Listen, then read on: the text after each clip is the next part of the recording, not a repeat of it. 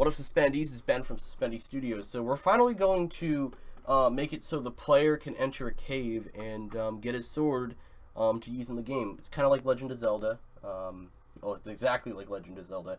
We're going to go ahead and do it. So we're going to click on Import Strip Image. We're going to go into RPG Portraits, which is something that you should have. And you can choose any of these guys you want, but we're going to make it so this guy, you know, this guy will give us a sword. That's kind of perfect, 32 by 32. Actually, if you did this, yeah, there needs to be a little bit of an offset, but you can hold left click and you can do this. The good thing is we're not doing any animations, so it's not something to worry about. We'll go ahead and we'll do that. Click on that. We're going to click on this magic wand tool. Click on this, and there we go. And we'll go ahead and we'll auto trim all frames, and here we go. Here's our old man. Next thing that is up, we're going to import another tile map. So we're going to create a brand new room. We're going to import. We're just going to import actually a regular image into here. We're going to go to graphics, and there's a tile set called cave. That's pretty cool. Oh man, so close. Okay, and here we go. So here's our tile set. It's a cave, and we might as well do the other tile set. All right, that was kind of weird for that thing to show up. Enter. Here we go. Of course, we're not gonna make it so the old man, has a bed or whatever in the cave. Actually, I always did find it kind of weird how in that other game, he's just standing in a cave. Where does he sleep? Oh, okay. In the third tile map, we're just gonna get this over with. You don't have to do this, but tile map, objects, and we're gonna delete that, and there we go. So tile map objects, we can take these and we can create a animation out of the fire, and we're gonna go into the world and just go here, and we're gonna create another tile set. So we're gonna do tile underscore cave, and sprite gonna be sprite tile map 2, and here we go. So we're going to create a brand new room, but we're going to create an entrance object. We'll slightly enlarge this. But first, let's make it so our player has to go there. So we'll go ahead, we'll hold shift, we'll select that. And we'll go ahead and we'll do this. So there we go. And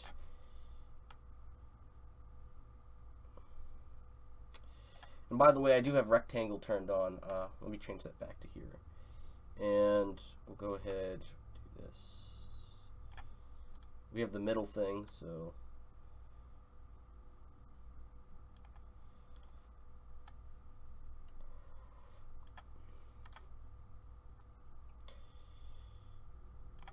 I don't know whether we should fence this off, but it looks like we can add a little cave here. And we could add a couple of things. Just add these at a random. And let's see here. I don't know what else we should add. But I don't want the person entering through here or entering above. So let's do that. Let's do this. We could put something really cool up here, so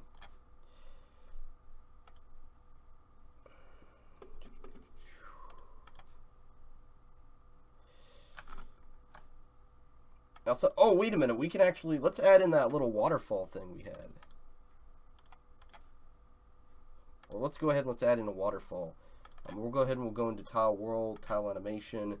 There's a waterfall here, so add animation for 1, 2, 3, 4.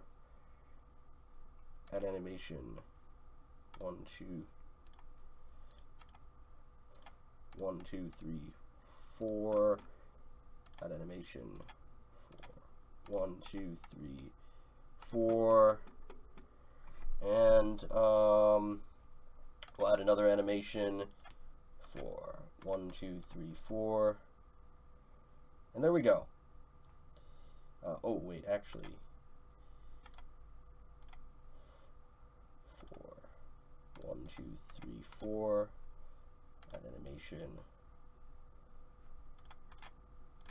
1, 2, 3, 4. Add animation.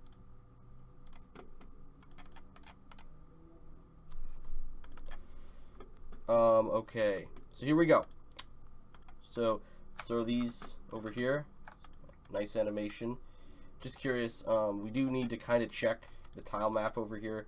We need to check the FPS on this to see whether it's good or not. I don't want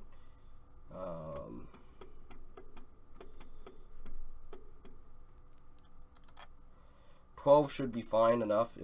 Should look pretty good. Yeah, there we go. So 12 looks really nice. So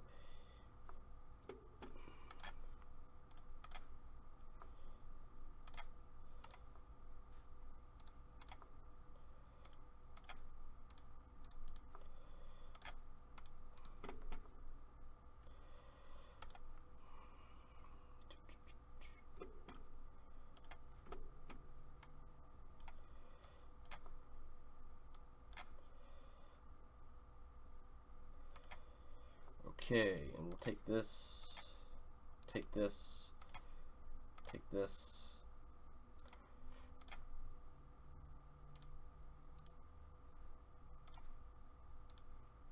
Come on.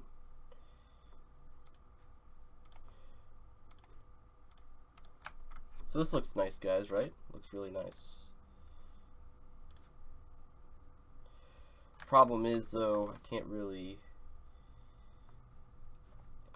add that other thing at the end, so we'll just keep it like this. But we'll finally add in these other things, such as the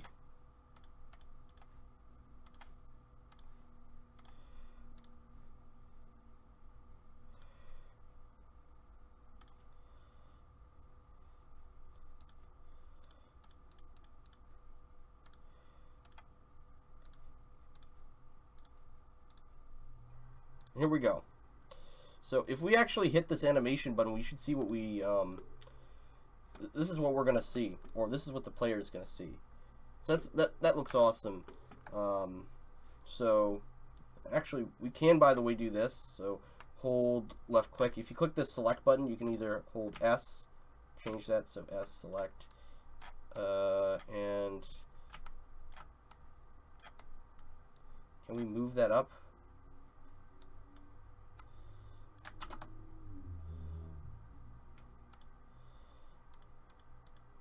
Yeah, so we'll do it like this. So it doesn't look random. And but yeah, if we go ahead, let's take the collision object. We'll take collisions. We'll throw collision object above here, and we'll go ahead and we can turn off the grid, by the way, to make this, make this how we want. But we'll move this up and move this up too. So do this, and don't worry, they're not going to see it. So yeah, I did remove some of the collision objects off camera, by the way, and I was messing around with some stuff. But if we go to the right, you can see here we did block this out, so we won't be able to pass through it. We won't be able to walk through it. But soon we will be able to walk into here. Now, there's a couple of ways we could do this. We're just going to make him go into another room. And we're going to have to actually finally... we're going to do this. We're going to set up something called a controller object. And we're going to set it to persistent. Now, it's never going to be destroyed. I don't know whether it's... One thing that I kind of forgot, guys, and I'm sorry for, you know, wait a minute, you can create new sprites from there? That's kind of weird. If we leave the room and we come back, I don't know whether it's going to create a clone. It shouldn't. But what you're going to want to do here from OBJ controller is we're going to do global.lastx equals 0, global.lastY equals 0. And during this create event, we can do other, and we can say room start. So when the room starts, it does this. And what this will do is that this event will run when the room starts. And this will, remember that OBJ controller will always exist. So it'll never be destroyed unless we decide to. So just remember, if you leave the room and you come back, everything will be reset. So we need this OBJ controller object in order to, all right, let's throw that in here. Where's the controller object? Okay, that's, we didn't even give it a sprite. Okay, yeah, we did give it a sprite. Well, actually, you know what? We'll make the OBJ controller old man, just so we can, you know, track our controller. It's really weird, but we'll go ahead and do that.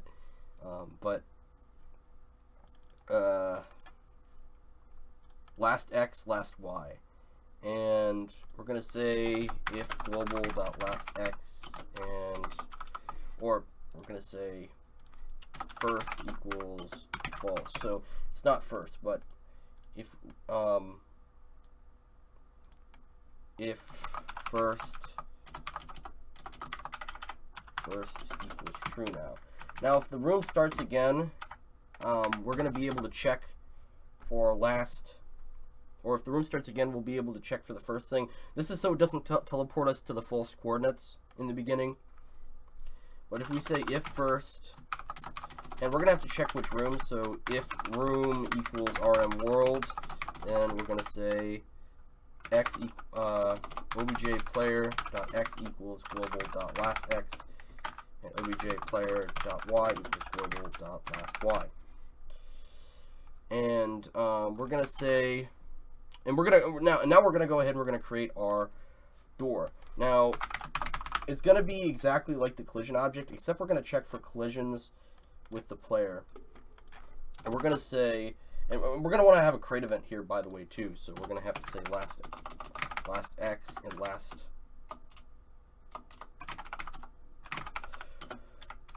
X and last Y. And we're going to mess around with creation code in here. And this is the part where we do creation code. Now, when our player enters into the door, we're going to have, it's going to be, or the door's going to be set up so you can touch it, but it's going to teleport you into that other room.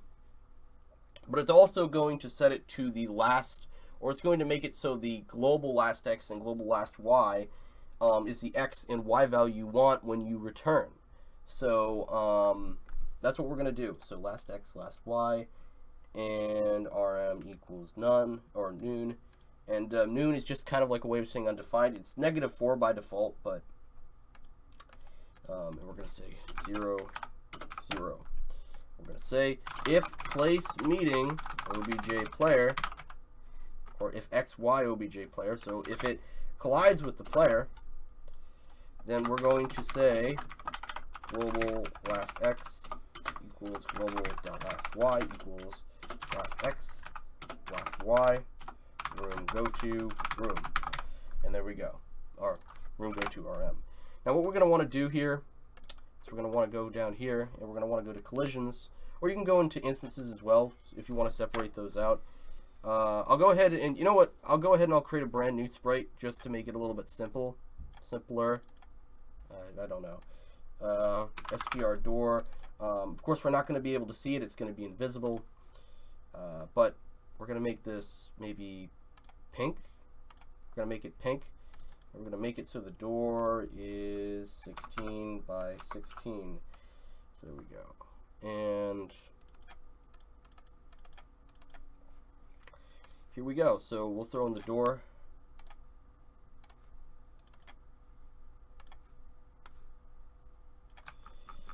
And we'll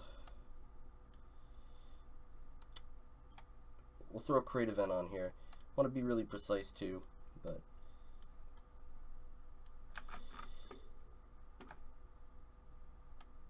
do we ever make this?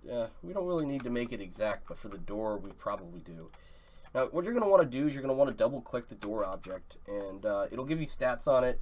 You can click on creation code, and now we're going to have to set up the variables. Now, the variables that you've set up in the create event, I believe this creation code will run after, or I believe, no, this creation code will run after the create event. And you'll be able to set this up you can modify those little variables in there. So for example, rm equals noon. So we're going to make rm equals current room. Or no, we're going to make rm equals, and we're going to have to create that cave, by the way, now. So rm cave, and we're going to make it 960 by 640. So we're going to make it teleport to rm cave.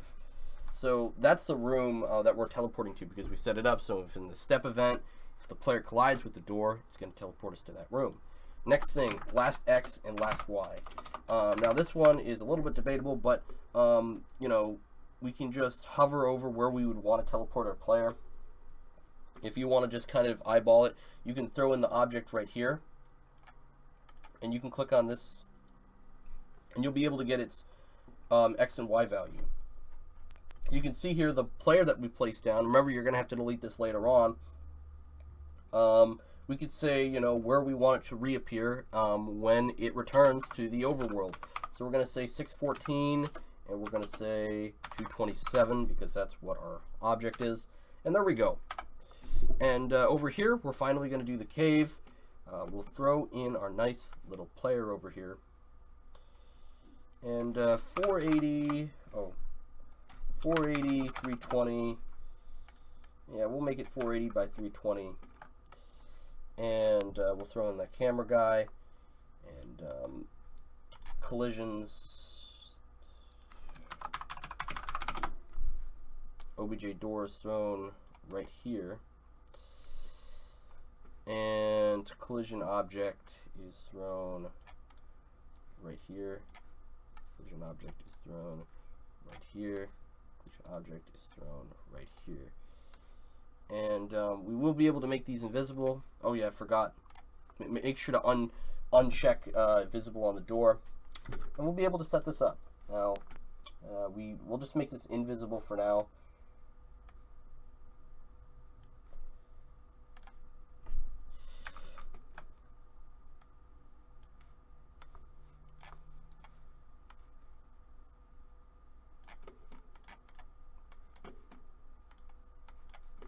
And you can click on this to make this invisible. So now, let's finally create that little tile layer guy. So, tile layer, double click. And you can click up here, by the way, for room editor. We'll click on our tile set, and we'll choose tile cave. And this should be really simple. We can go down here. Or we can go... I haven't really determined yet how I want to... Okay, so we'll do it like this. Do it like this, do it like this, do it like this, do it like this.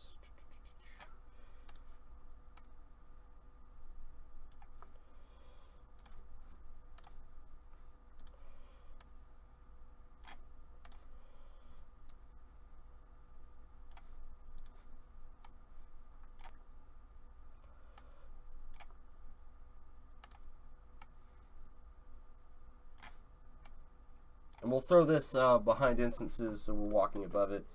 But, you know, if, you know, we can do this as well. So we'll go ahead and we'll do this.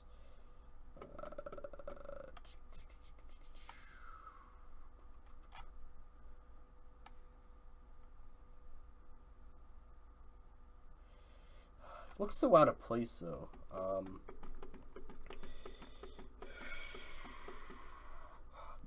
But apparently, I guess this is supposed to be what it's like. So this is what it's supposed to be, though.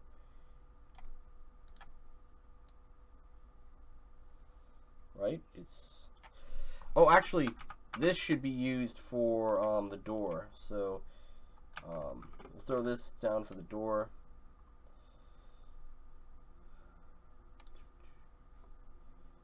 Wow, I actually almost estimated that correctly. We'll go through these right here. Now, another thing you can do, if you don't, the problem is, if you place down water right here, or if I try to place down this torch right here, it's going to put that black background. What you're going to want to do is you're going to want to create a brand new tile. You do this, tile cave. And we'll go ahead, we'll throw in some of these babies, and we'll, looks like it doesn't want us to do that, but, you know, we can throw in, for example, this hole right here. And it'll put a black box if we don't do it because, you know, of the background. So we can do stuff such as throwing in, you know, we can throw in some rocks. We can make some rocks go on. We can do this.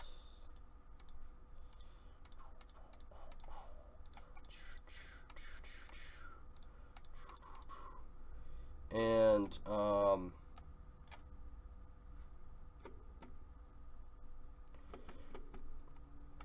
we could do this as well. So we'll throw in some water, some nice water right here. You know, and now let's finally throw in the old man.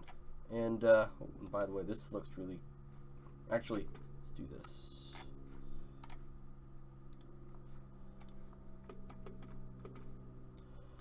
Just let you guys know, if you want to erase these, just click on this and do that. Of course, you're not going to notice it, but,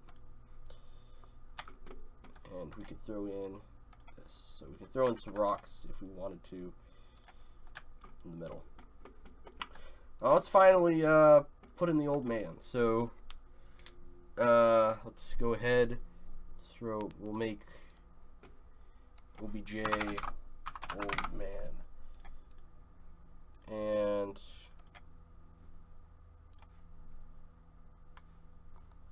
saying instances.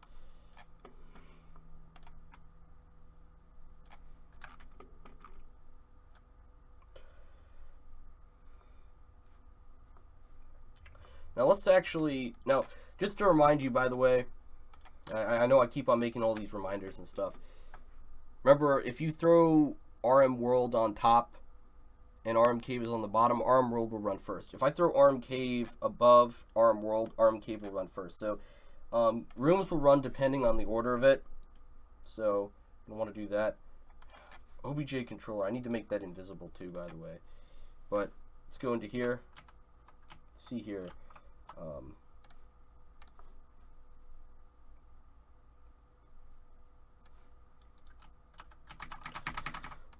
Okay, so one more thing. If first equals true, we're gonna want to run this code above. Reason why is because we made first equals false. So when it does check for first is equal to false, it'll make first equals true, but then it checks here. Now if it checks here and we make first is equal to false, this will not run again until we enter into another room. So that's something to keep in mind. So if we walk into here we're finally... Okay, that's my fault, guys. That's my fault, guys.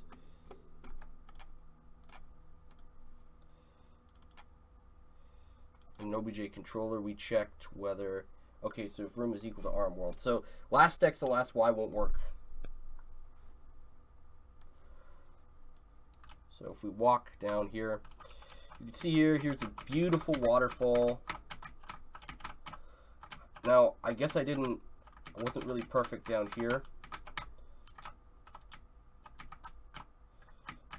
But you can see here we can move up. Now, you know, if you want to do some other effects as well, we can go into RM World. We can make collisions visible. We can throw in collisions, but we can make it so, for example, he could walk up to here, but he can't really, like, walk above. He can walk up to here, and he can't really walk above either. You might want to put a collision box, though, over the waterfall, though. But if we walk up here, you can see here, you know, it looks more natural. You're going to want to probably put a collision box over here, but I like the idea of being able to walk over the water.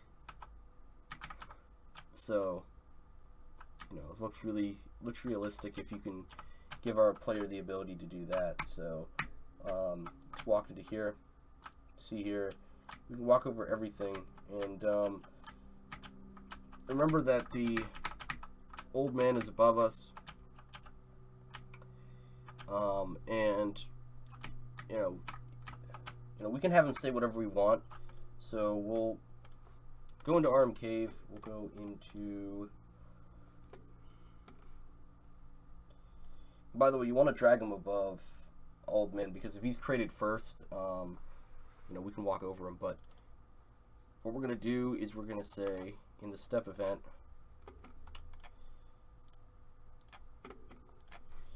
draw text, and we will want to draw a font above here. So we'll go ahead and we'll draw our font 0. You can choose whatever font you want. I'm gonna go with Franklin Gothic medium, but you can choose what you want. Draw set font 0.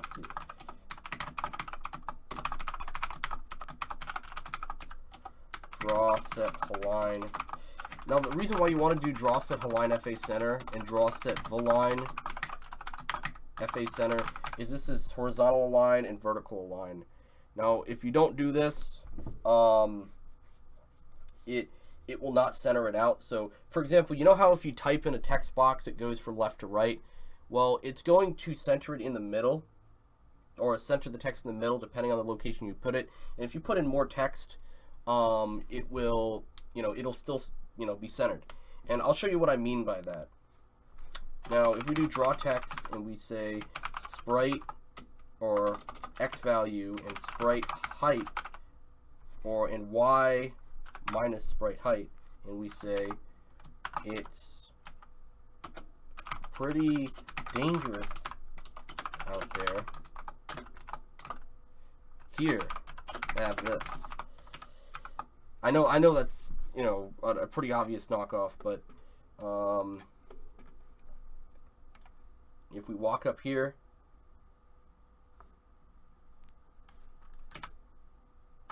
down here, oh, oops. Oh yeah, also you want to draw yourself, because if you use the draw event, it will cancel everything out. Now another thing, we're going to want to go into font. We're going to want to set font to for 3. Now the reason why it's like that is because, oh, okay. The reason why it was like that and why the text was so big was because we're actually using a very small amount of pixels. Remember that this is a 480 width by 320, no, 480 width by 320 height. So we're kind of technically zooming in. Now you can see here, that's the issue if you try to use that. That's why I'm going to probably use 8. Nah, you want to use 10. Okay, 10 looks better, but if we go into here, walk down here, walk up, it's pretty dangerous out here. Here, have this. So that's pretty awesome. Now I do have some other fonts in here that I can use. Some of them are pretty cool. I do have Leo Waldy White. I do have these 8-bit fonts, so I could use this. I'll use this 8-bit font. Now, just remember, you don't really remember that certain fonts are copyrighted, and I know that's a very minor thing. You might not have known that, but if you do try to use certain fonts, people do kind of like own them, so you might want to check the copyright on them. But it's pretty dangerous out here. Have this, and we'll go ahead and we'll next time finish this off. We'll make it so our player has the sword. I know we're hitting like a 30-minute mark, so yeah, thanks so much for watching, guys, and peace.